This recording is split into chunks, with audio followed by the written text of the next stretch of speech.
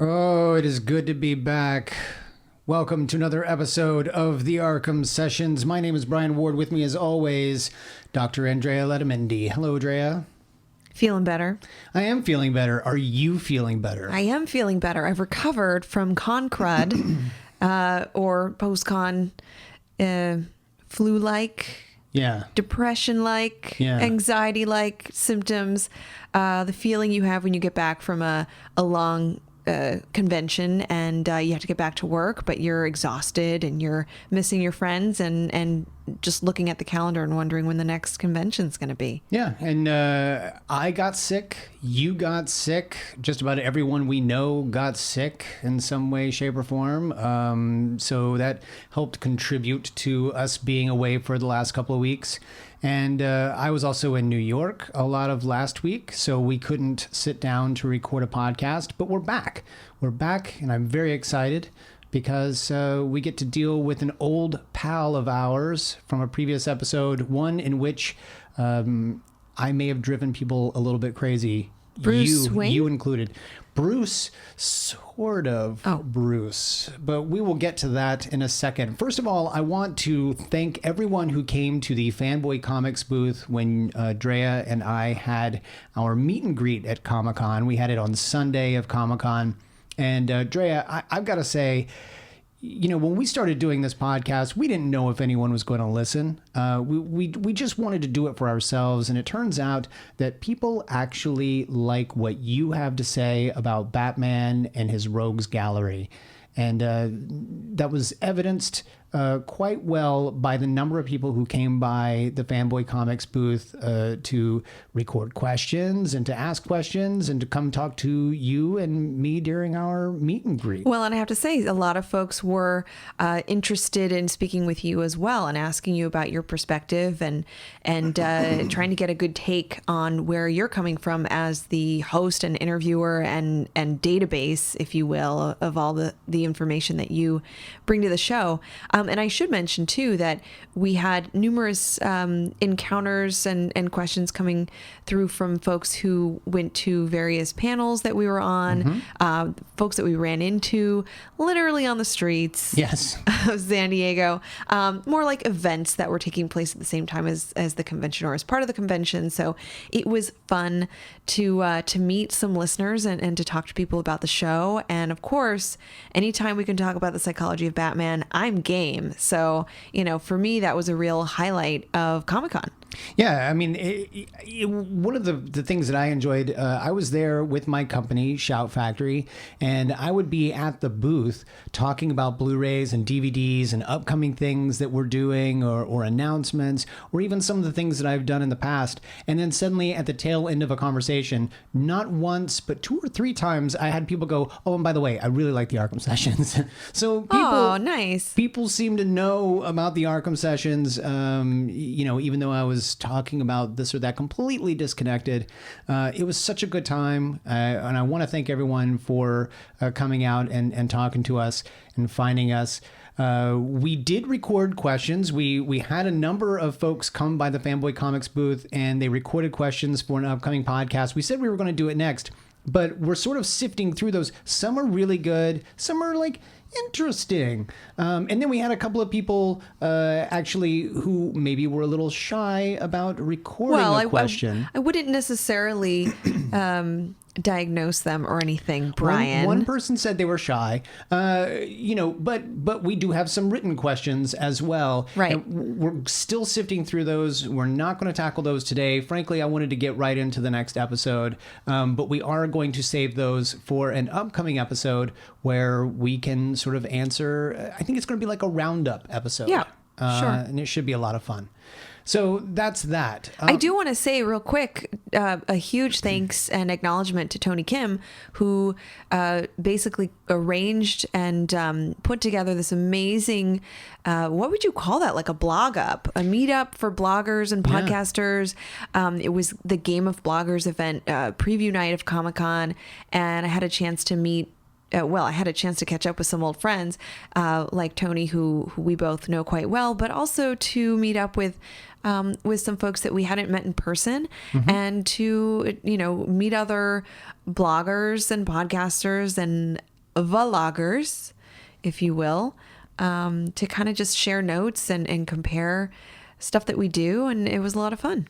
Yeah, if you're not following Tony Kim, who's crazy for Comic-Con on Twitter, and checking out his site, you absolutely should be. Whether you have been to Comic-Con or you want to go to Comic-Con, that guy knows more about Comic-Con than I think anyone will ever know, even those who are putting on the convention. And he dishes out a lot of advice, a lot of really good advice. I mean, I've been to Comic-Con for going on 15 years now, and I learned stuff from his website. And the other thing is, he's just really good about the community. He wants it to be community-based. And that's what this entire blog up was about, where he just got a bunch of bloggers together, and it was a lot of fun. So yes, you're absolutely right. Thank you for bringing that up, and thank you, Tony. Let's talk about a couple other things that happened that week and since then. Drea, your TED Talk went online the week of Comic-Con. It couldn't have been at a more appropriate moment. It was almost as if it was planned that way, and I promise you it was not, because my TED Talk was a part of a conference. It was a TED conference at UCLA called TEDx UCLA, and a number of our talks went up at the same time. It just happened to be at the same exact time as Comic-Con, so it was quite suitable, and I was so busy at Comic-Con and so much into the I guess the mindset of Comic-Con that I didn't really have a chance to focus on telling folks about the TED Talk and sharing the link. So in the last week or so, I've been sharing it online, and I've been talking about it more. And so I want to thank folks who have shared the post, who have mentioned it, and certainly for folks who have sent me messages about it. Certainly, it's obviously, it's a personal story about what I experienced as a comic book fan, and certainly as a Batman fan growing up, and how that fandom, how that shaped my experience and shaped what I did in my professional field. So I don't want to give too much away, and it's interesting. I almost can't tell it in the same way that I tell it in the TED Talk, but I really encourage people to check it out. Yeah, I will say that I've seen a number of the messages that were sent your way, and we at the podcast were even sent a handful of emails from folks who were inspired by your talk, and they are just so incredibly nice. And in fact, I can think of 3 off the top of my head that are people who were going exactly through the same sort of trials and tribulations you were, where they didn't necessarily feel like they could come out as a geek while trying to pursue something. And in fact, 2 or 3 of these people are even now pursuing PhDs in psychology. And one of them said that they owed it all to the fact that you over the years have been able to be so openly geeky and still so scientific. So Drea, I want you to know that you are touching a lot of people out there. Thanks, Brian. So let's talk about something else that happened, which I think is awesome. Felicia Day returned with her vlog. It's not a podcast. It is a webcast. It's a vlog. It's a vlog, but a flog. Yeah, it's a Felicia vlog. Right. She used to do this, way back when, where she would get on line and she would promote certain things, and then she would also cover, some fun story or whatever, and it was awesome. I used to enjoy watching them all the time, and then it disappeared for a little while, and now it's back. And the second episode may mention the Arkham Sessions podcast in her Trio Mio which is basically her picks of that week. She takes 3 things and she endorses them, and she mentioned us and you know, talked all about us, and frankly, I just got super excited about that. Yeah, it was really cool, and she, you know, it's not just a mention, it's a description and kind of her feelings about the show. So thank you, Felicia. That was really nice. Yes, absolutely. You know, I got really excited because Ginger did something good on the Arkham sessions besides me. Ah, that's where you were. I was like, where are you going with that? I know. You have to listen to most of the shows to get that reference, but Brian's been keeping tabs on the good Gingers versus the not so good. The questionable characters. Gingers, and there were a lot It's a little bit fewer lopsided. of the former. Dre, I want to get right into this episode because this episode deals with someone that we have dealt with in the past. Let's see if you recognize this. Holographic, analytical, reciprocating, digital computer. Hardak. Yeah, we're dealing with Hardak again. So let's get into this episode. His Silicon Soul, written by Marty Eisenberg and Bob Skur.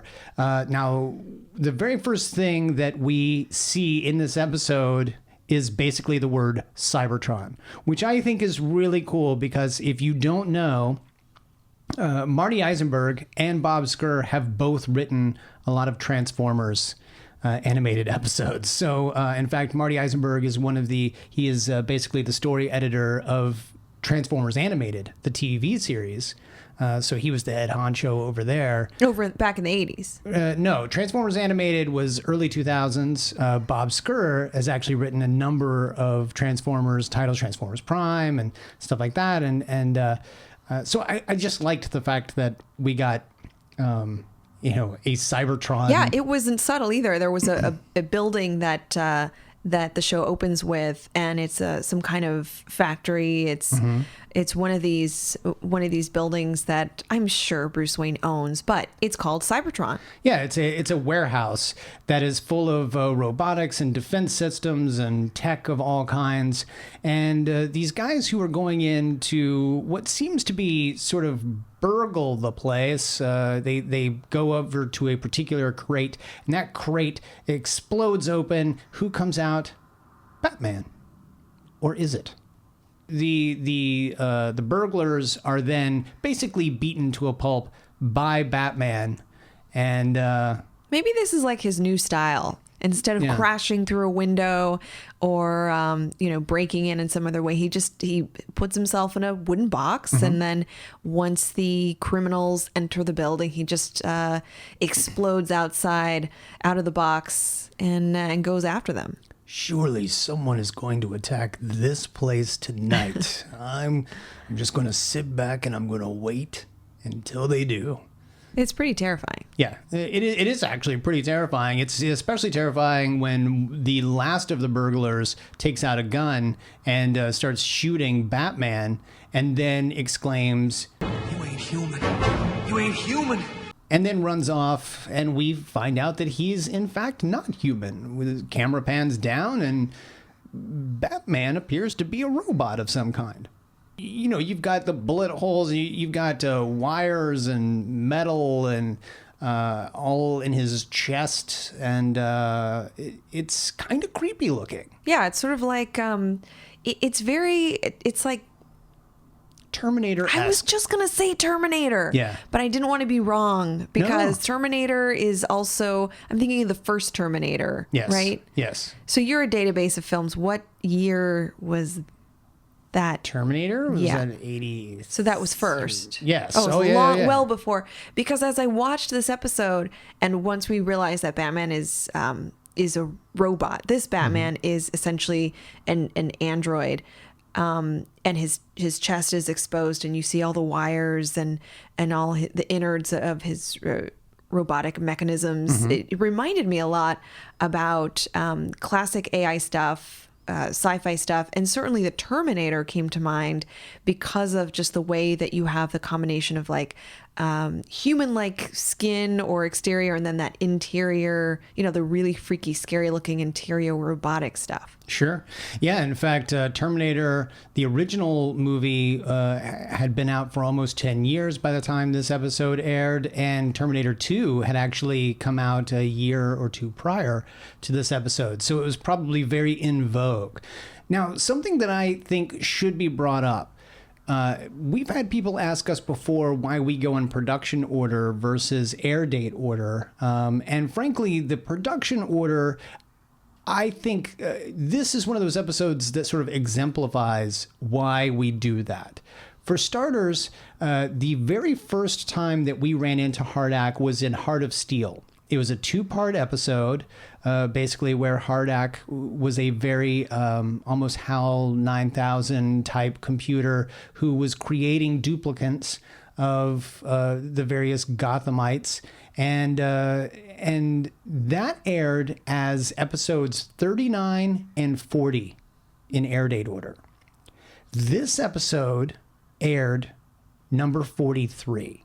Okay. So when you actually look at the episode in production order, there's been a nice time between the first time we dealt with Hardak and now. We've almost even forgotten about him, which makes the fact that we suddenly see a Hardak duplicate of Batman that much creepier. And later on, we're going to revisit Rossum. And he is not doing the same sorts of things he was doing before. And that makes sense because there's been a lot of time between the episodes. If we had done it in air date order, it would have been like 3 episodes later. Yeah, it seems more realistic. And for folks who have not seen the Heart of Steel episode or who've listened to our Heart of Steel podcast, what's the quick summary of that? You mentioned there's this AI, I think folks should know that it's, it's not like a robot so much as just this giant steel mechanism. Yeah, it's a giant supercomputer that Rossum created after the death of his daughter. He became obsessed with AI, and he became obsessed with the idea that computers could be better than people. And he thought that computers and machines could actually make better decisions than people. Now, unfortunately, once Hardak began making its own decisions, it determined that machines would be better than all people and should actually replace all people. And it started out by doing it with, folks like Commissioner Gordon, and then was going to do it to Bruce Wayne and all of that. And that's actually the first episode where we were introduced to Barbara Gordon because her father had been replaced and Barbara jumped in and started to help as best she could.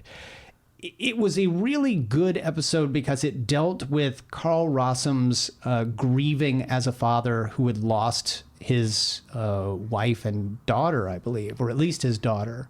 And you had a lot to say about that. I highly recommend that you go back and listen to that episode because, Andrea, you talk a lot about the grieving father. And I actually want to do that with this episode as well. Because, like I said, there's been time between the two. In fact, there's a moment here that I want to go back and play from the original 2-part episode. Carl went into semi-seclusion after the loss of his daughter. He taught me everything I know about electronics. He has to pick up that phone. Yeah, he really does. Okay. Carl Rossum goes into seclusion after the loss of his daughter. It's funny because in this episode, he's no longer dealing with electronics. He is now, we see him basically as a farmer. He's growing things in a garden, tomatoes, it looks like, or something along those lines. And he says, I don't try to build life anymore, Batman. I just grow it. I'm sorry.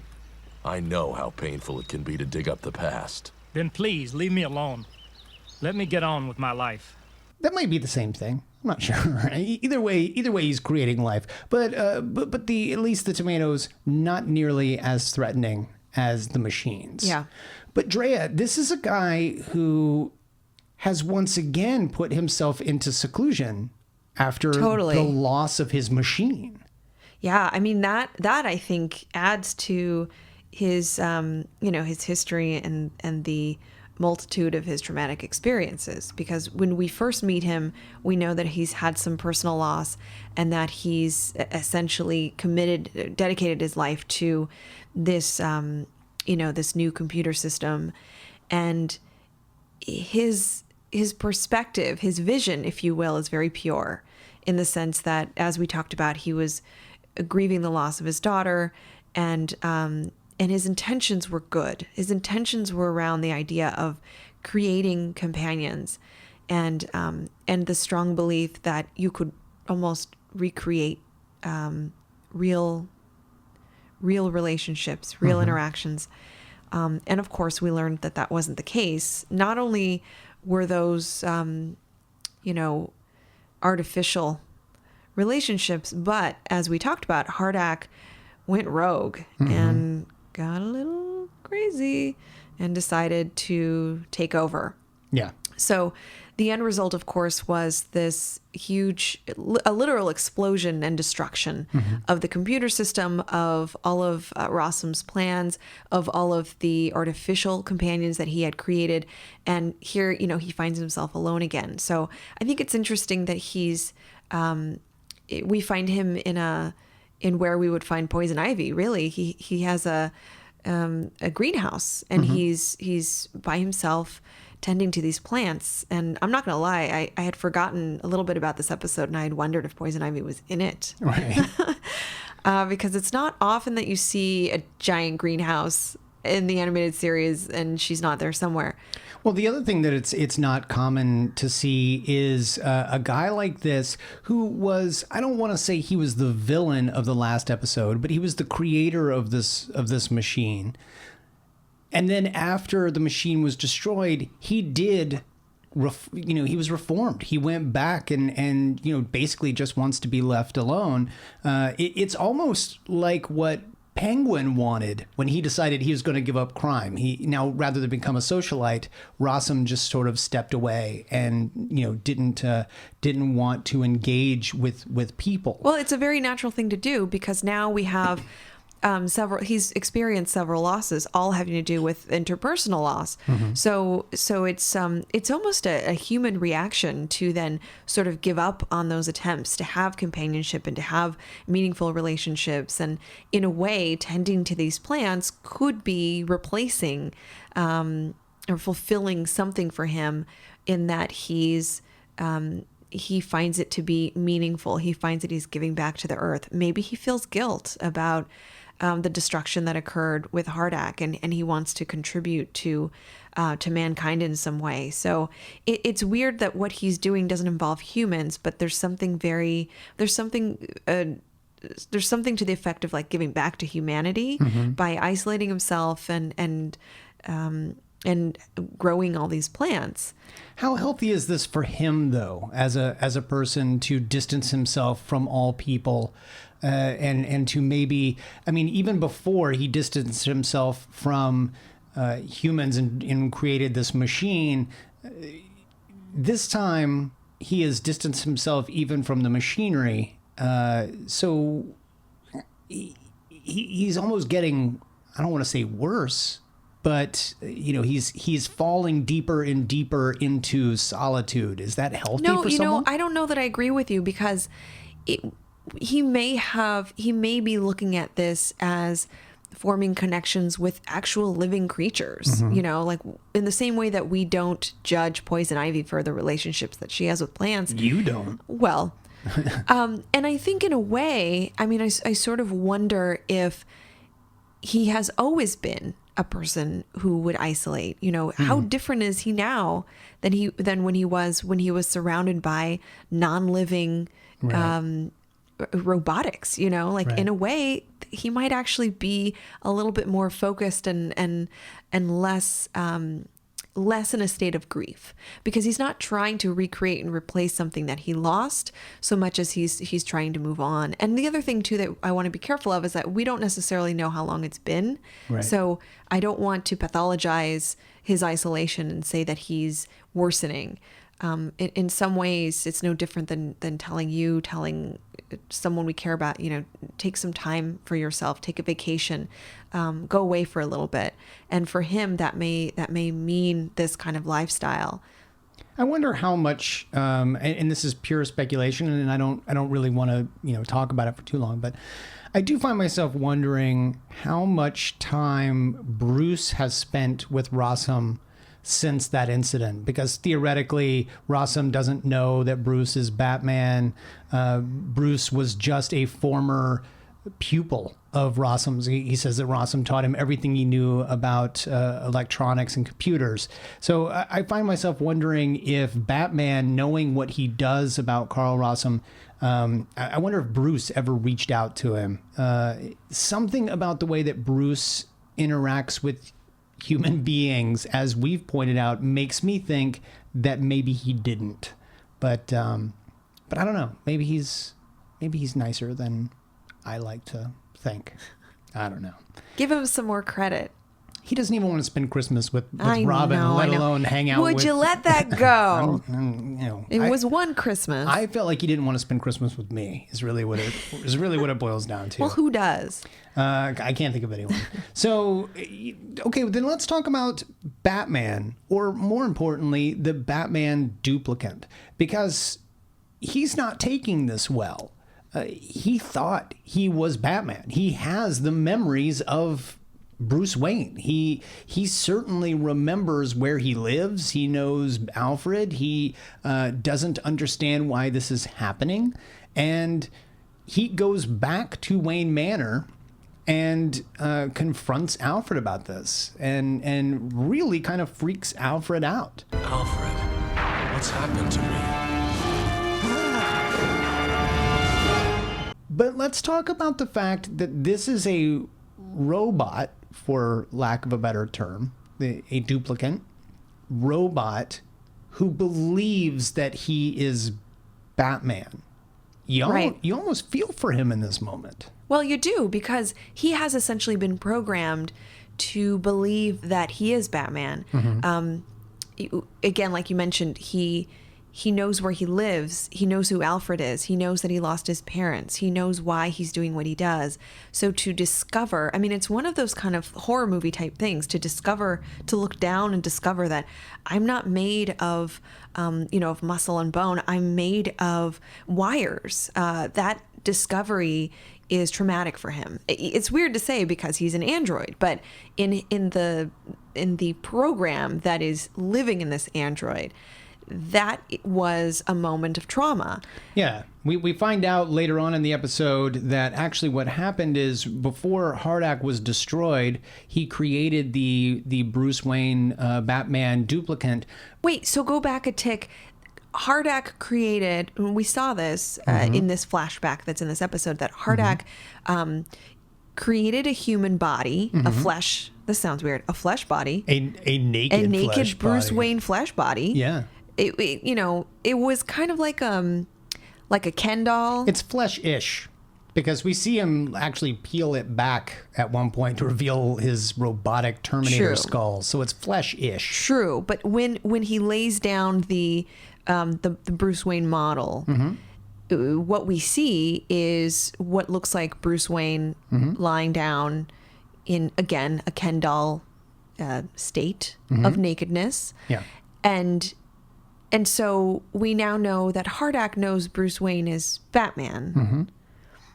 Which we already knew because there was the point where he scans Bruce in the original two-parter and actually says... Intriguing. This data may be useful later. Oh, there it is. Yeah, so Hardak already knows that Bruce was Batman. Okay. He just didn't quite know how to use that information yet. And now, basically, you got Batman. So well, that's interesting, I think. He created Bruce Wayne and gave him the exterior of the Bruce Wayne. I'm not trying to focus too much on the physical exterior. The naked fleshy. But then he gives him the bat suit, right? I guess you can find one. We've Somebody established gave him a bat suit. there's yeah. there's a lot of suits around, and then so this android has the multiple identities that Batman has because he's been programmed to be Batman. Yeah, I think it's interesting that you just used the multiple identities. I get what you're saying. Yeah. But, Yes, I don't mean No, any pathological multiple. I mean actual, Yes, yeah. functional multiple identities. Yeah. For a period of time, he believes that he's Batman and Bruce Wayne and Bruce, all that comes with that package. And he's been in this box. For who knows how long. Yeah. I mean, as long maybe as Hardak has been offline.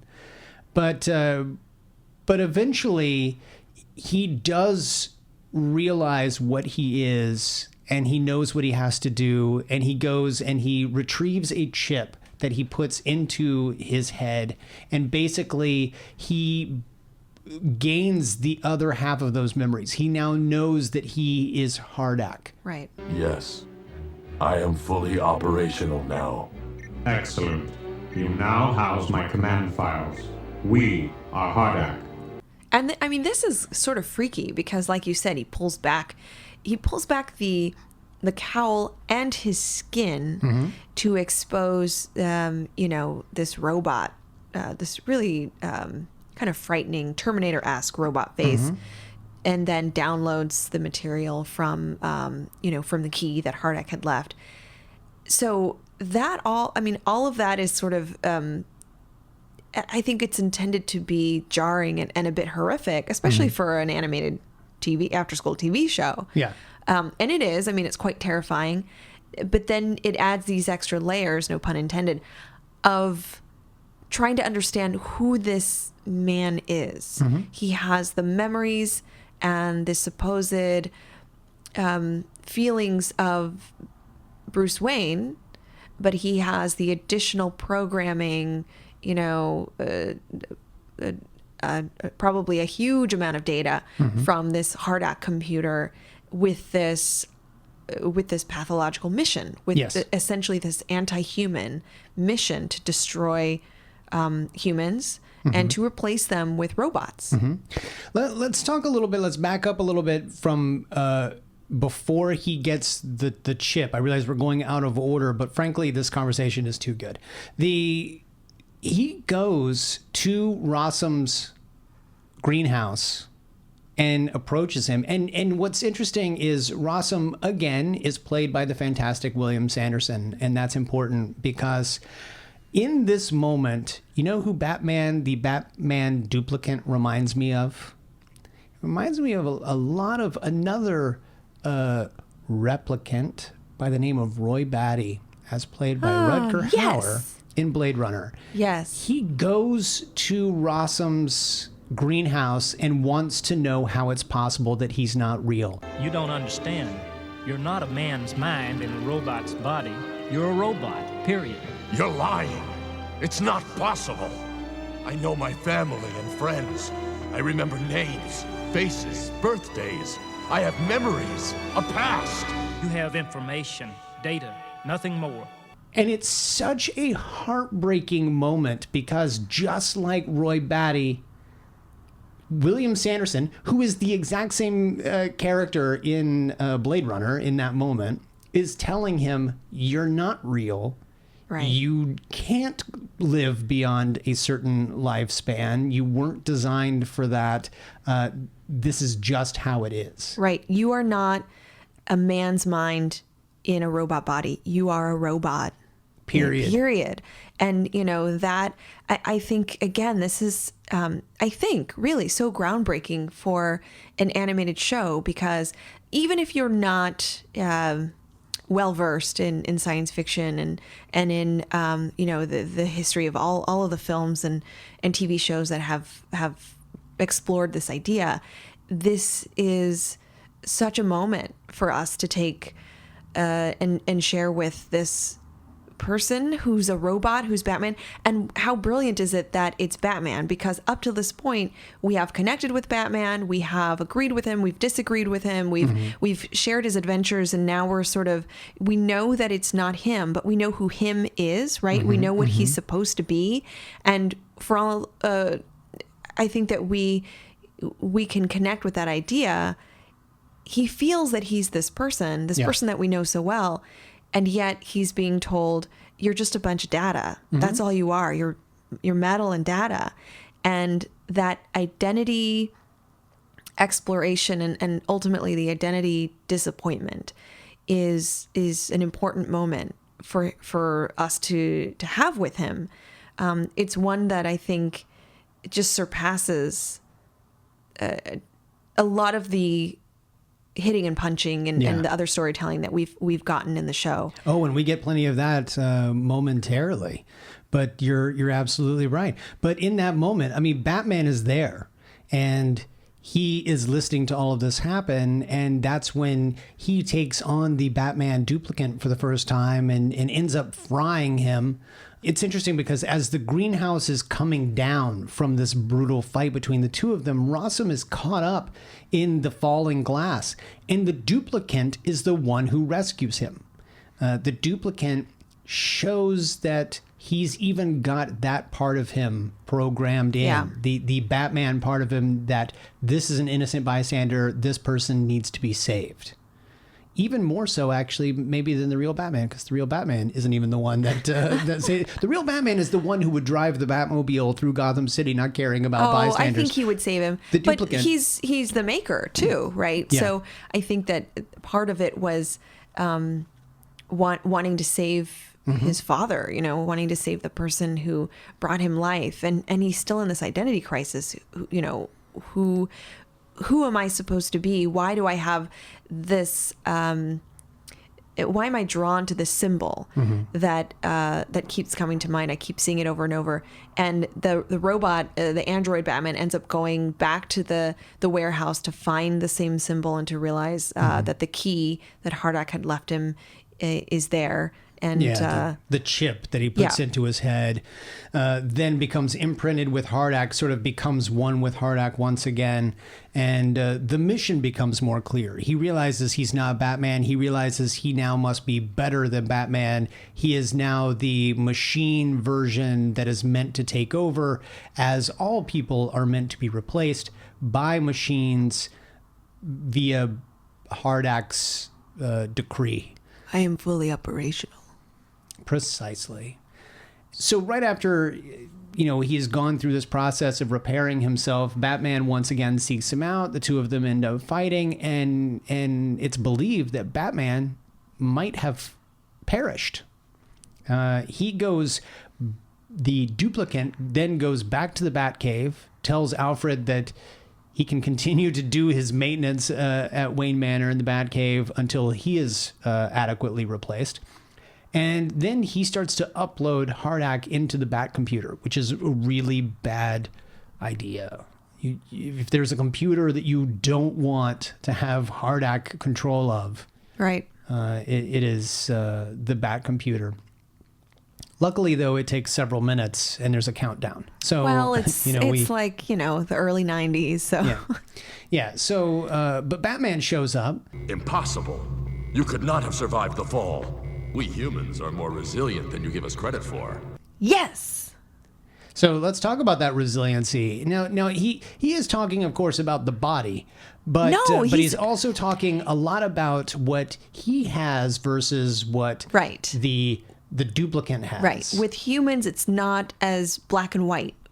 We actually learn from our experiences, and we certainly learn from hardships and trauma.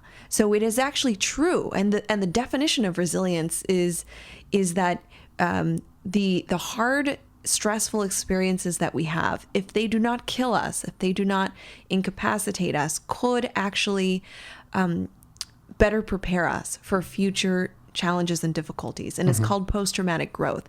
So for Batman to make that comment, it's a huge, it's a huge moment. It's saying that one advantage I have over you is that I can learn from my experiences, and I've become stronger because of the challenges that I've had in my life, and I won't let you destroy me in a way that you thought you could take me down. Yeah, and then what I find interesting is in this moment, Batman uses psychology against the duplicant. So why don't you finish me off? Or have you become enough like me to know that I won't take a life?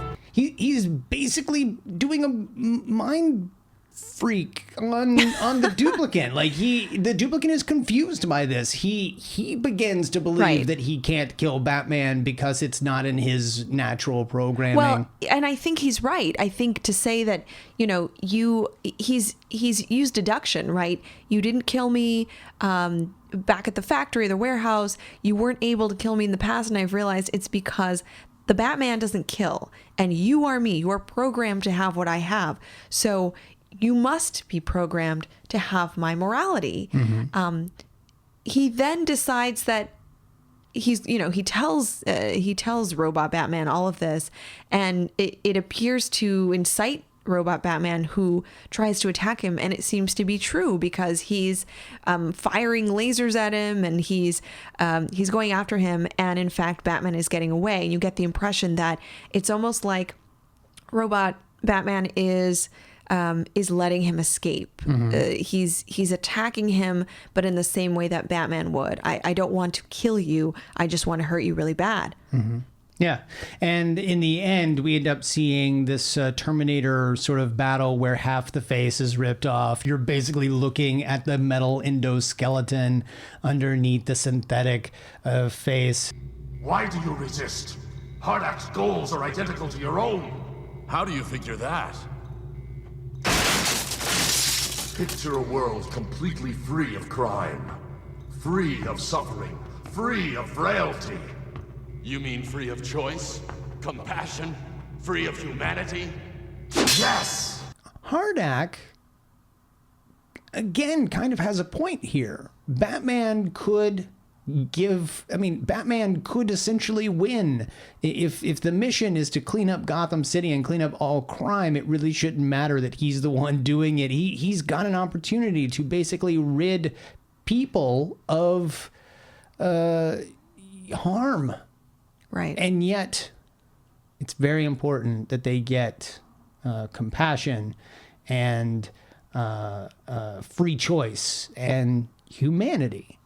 Right. And that's important to Batman. And I think for all the times that we've been joking about Batman and ribbing him about his mission and that he's very black and white and rigid in his thinking, this is where his true humanity comes out. That no, for him it would not be success to simply rid the city of all evil if it meant that people wouldn't be able to experience happiness and fulfillment and compassion and empathy and the positive aspects of what makes us who we are.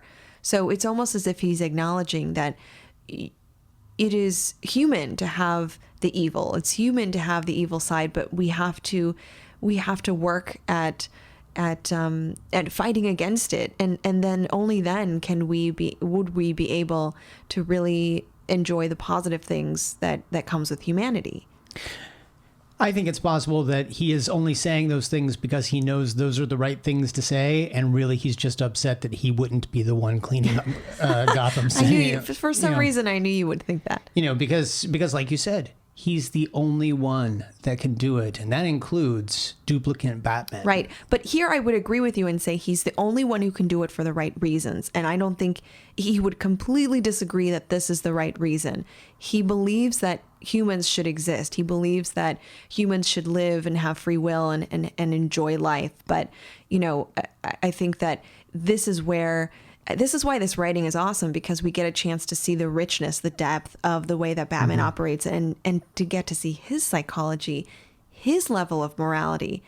And it's funny, only when we see, I'm thinking about, my tangent here is thinking about that original Star Trek episode where we have evil Kirk, right? only when we see evil Batman can we truly appreciate Good Batman. good Batman for who he is. Yeah. All right. You might have me on that one. Give me a few minutes. I'm sure I'll come up with something. It was the Kirk reference, wasn't it? It might have been the Kirk reference. But there is, of course, another little struggle. And the real Batman falls, presumably, to his death once again. And this really, really bothers duplicate Batman. My city, my people, what have I done?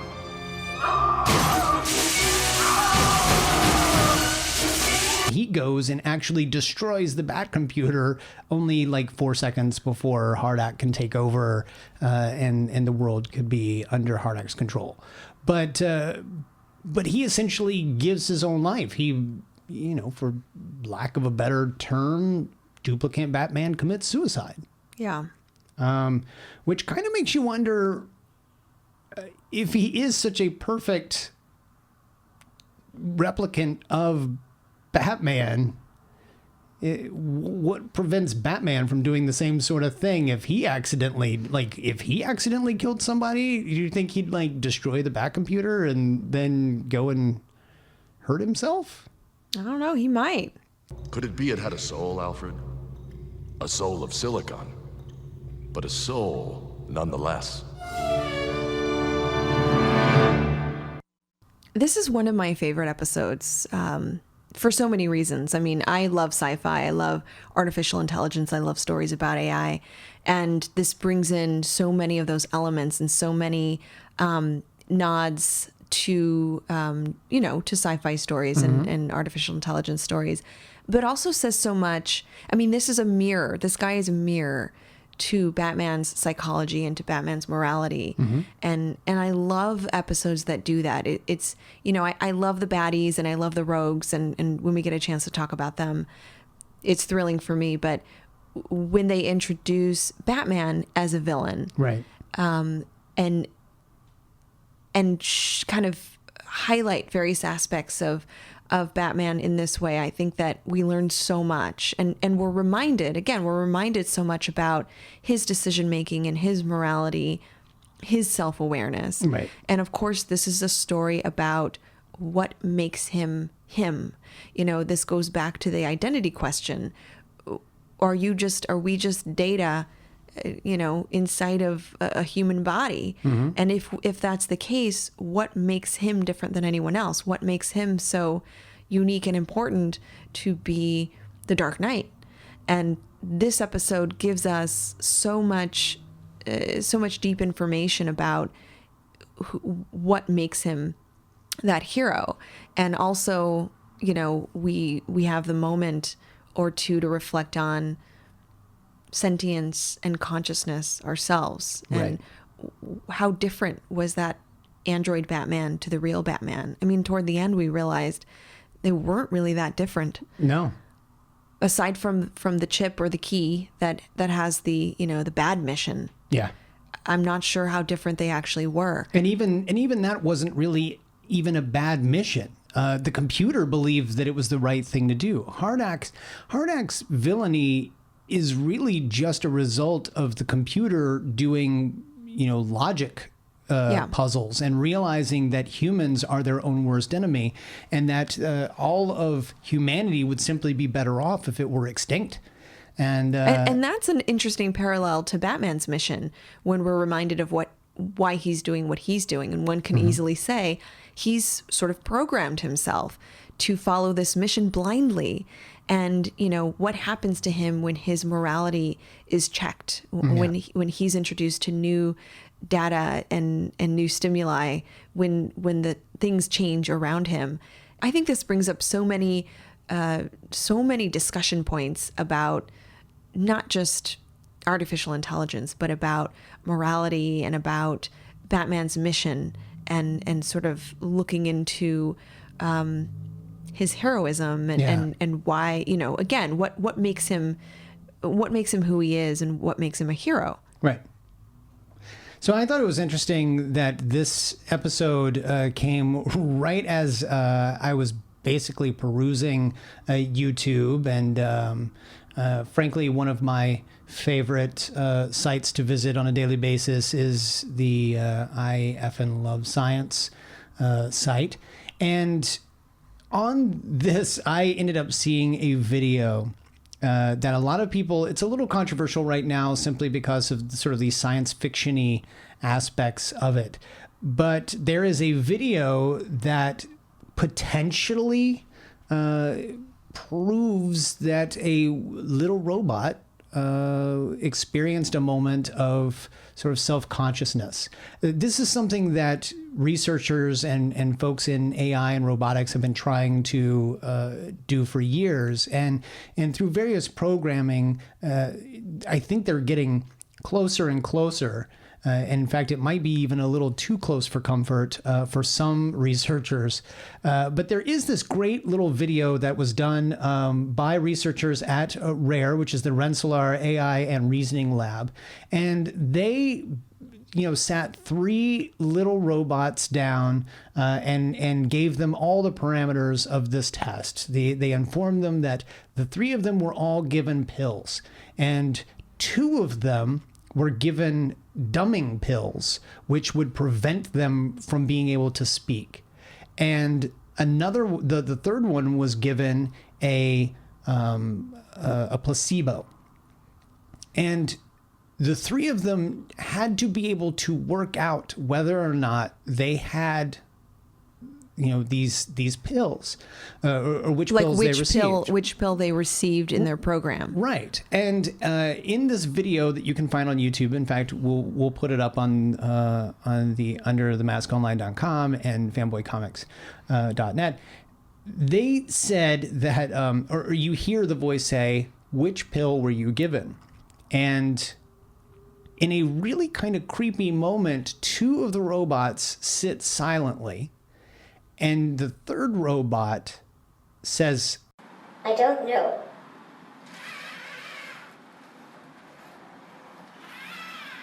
"Sorry, I know now. I was able to prove that I was not given a dumbing pill." Right, because it's able to speak. Right. So it was able to work out the reasoning of, if I try to speak and then I hear my own voice, I must not have been given the dumbing pill. And the researchers got very excited about this because it shows that this little robot, given the same parameters as the other 2, was able to not only test itself, but then was able to recognize its own voice, which supposedly demonstrates some form of self-consciousness. Right. Some people are saying that, it's all one big magic trick, that essentially you've programmed these robots to do this sort of thing. So, of course, they are going, this one is going to be able to do it and it's going to push your research that much further. But I don't understand why you would want to do that if the point of your organization is to do this sort of thing. Like, it's all in the math. I think the science of artificial intelligence and robotics is to be able to establish that robots could have self-awareness and sentience and consciousness in the long run. Yeah. And it's all part of one bigger paper that they are going to be publishing and releasing later in July, or I guess it was around the July 25th. And it's all part of sort of moral reasoning and decision making in robots and AI and self-awareness and cognitive modeling. And it's a bunch of words that, frankly, I don't understand because I left college after 4 years. And I will say that psychology is very, very connected to artificial intelligence and to the science of artificial intelligence, because essentially what we're trying to do is emulate human psychology, right? We're trying to emulate what consciousness is. Right. And the interesting thing is that we don't fully agree on what consciousness is. Right. I've taken a look at some of the definitions online to actually come to the podcast today and give a definition of consciousness. But there are so many different definitions. There are papers out there that establish that, cats and dogs and our household pets are conscious. They have self-consciousness. And then there's a lot of folks in the similar sciences that believe that those types of animals don't have full consciousness. They have self-awareness, which is not as conscious as self-consciousness. So there's a lot of debate out there about what these words really mean. And I've noticed that awareness, sentience, and consciousness are sort of used interchangeably to describe these things. So certainly we won't necessarily establish that today on the podcast. Sure. But I think what's important to note is that when it comes to artificial intelligence, we have been able to establish some kinds of abilities, like having long-term memory, having vision, having language, as you pointed out with artificial intelligent robots being able to speak and communicate, some types of perception, some types of planning. These are all considered cognitive abilities that humans have. But, I think the question that we're trying to establish is whether these robots can look at their environment, perceive their environment, categorize their environment, make decisions, and then at the end, understand their world. And I think that last piece of understanding is really where we have that debate. The debate begins about, are they self-aware? Is this little robot that you're talking about, did that little robot become self-aware? Right. And I think then we begin to get into philosophy, and we get into all sorts of different arguments and definitions about what self-awareness is.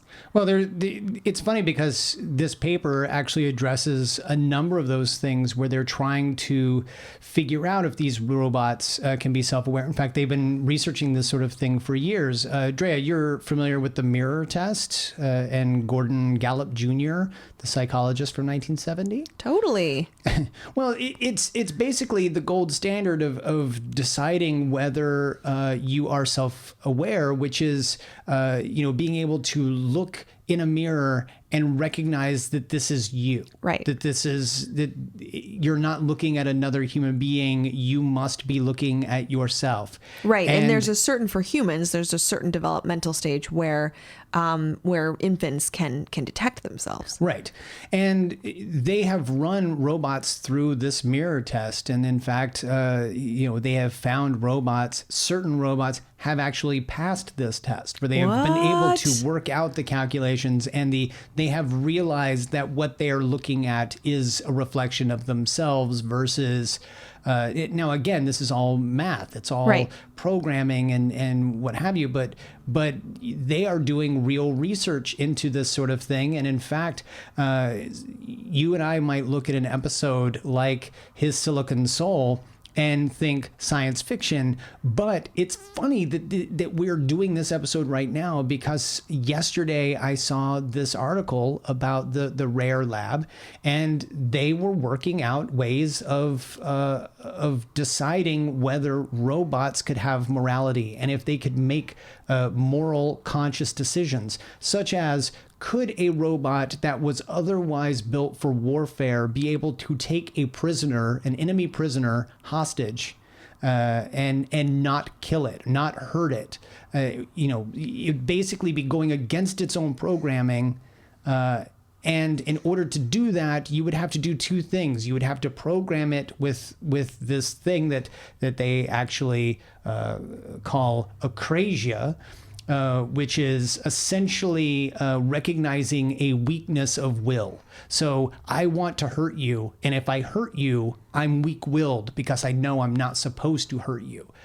Being able to teach a robot what that is, and then giving it this sort of cognitive reasoning of, if you hurt that person, you are weak-willed, and then for them to understand that is all very complex, and they are getting there. They are proving that it's possible to program these robots in this way.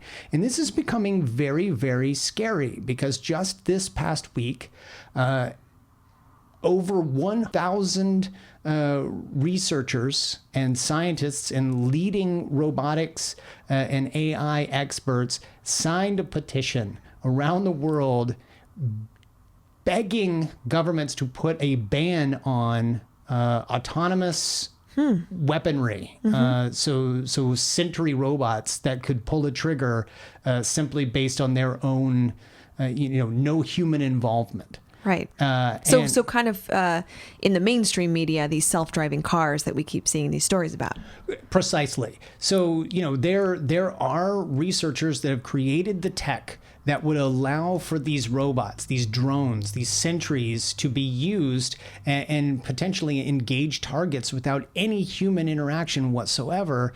And this is a very dangerous thing, because we don't know that these robots know the difference between good and bad, right, and moral and immoral. Right. So some folks believe there should always be a human being behind the switch. Correct. Which is scary enough as it is, because then you're trusting that person knows the difference. But the idea that you've got over 1,000 experts in this field signing this petition means we have got to be getting really close to what you and I just watched.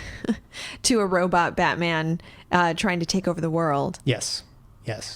It's interesting that you bring that element up, because I think most of us can agree that self-driving cars and other types of artificial intelligence, I'm using hand quotes here, that kind of decision-making and reasoning, the math, if you will, the programming, I think we can all get behind the idea that that's all possible. Mm-hmm. But the human piece that I think is missing is that element that you bring up, the element of, really the star of this last episode that we're talking about, moral reasoning. Mm-hmm.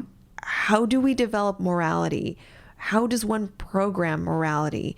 Can you simply just input a series of steps like the Asimov laws of robotics? That was quite simple, but the idea with that was to infuse some kind of basic morality in artificial intelligence where Mm-hmm. humans would always have the upper hand. By that, you mean RoboCop? Sure. RoboCop and his laws, right? I don't know who this Asimov character is. I just know them as RoboCop. Okay, sure. Yeah. I'll go with that. And I was on, when I was online, I found an interesting quote by somebody who seemed to get a lot of hits and likes on his sentiment or his statement that every single artificial intelligence is a sociopath by definition. And this guy goes on to say that the absence of empathy, human empathy, which no robot currently has, the ability to tell how other people feel, the ability to identify and recognize emotions in others, that has not yet been established in AI. Therefore, all AI, anything that's considered AI, is a sociopath. What do you think about that? I think it's a technicality. I think technically that person could be right, although maybe not. Can a machine be a sociopath? I don't know. It seems like a loophole, but sure. Well, I think part of this is interesting because what neuroscientists have found out is that human brains have what's called mirror neurons, and mirror neurons are what we could basically consider them our empathy neurons. When I see somebody cry or express sadness, not only can I identify that feeling, but I can start to feel the same. My brain registers those emotions through these mirror neurons just by seeing someone be sad, and I start to experience the same emotions. That's the process of empathy. And so one could argue that interpersonal process, human to human, cannot be programmed into a robot. Mainly because a robot cannot experience those emotions. Right. So this guy is saying that. But what is emotion? What are emotions if not programming? And if you created a robot, an AI that was able to mirror and then be conscious enough to understand a situation by situation moment, Right. If a robot was programmed in such a way that eventually it knew that based on certain signs of yours, whether it's your temperature rising or tears streaming down your face or whatever, that is a trigger for the robot to respond a certain way. While it's not feeling those emotions, it is doing... Well, and that's the difference, is Yeah. that human psychology asserts that identifying emotions is one thing, and certainly is an ability, is one of our...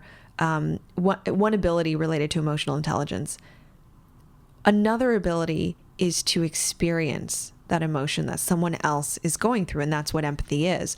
And so one could argue that no artificial intelligence, no robot could be capable of that at this point. And so, therefore, as this guy's positing, all artificial intelligence have an element of being sociopathic, being essentially not having this human quality.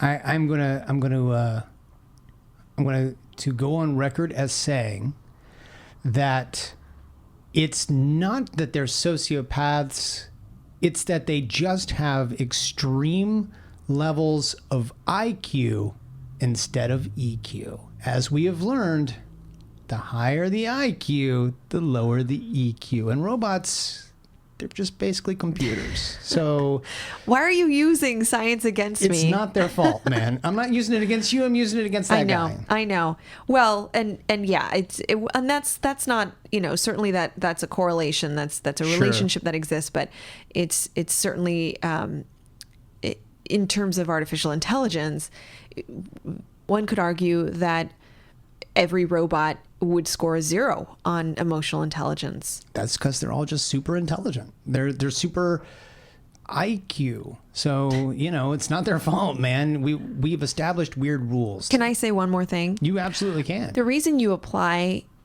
or assert that the little robot video, that the robots in that video you showed me are more human-like than they actually are, like the reason you think they have human qualities, is that we ourselves are programmed to attribute human qualities to non-human things. Right. It's when we anthropomorphize.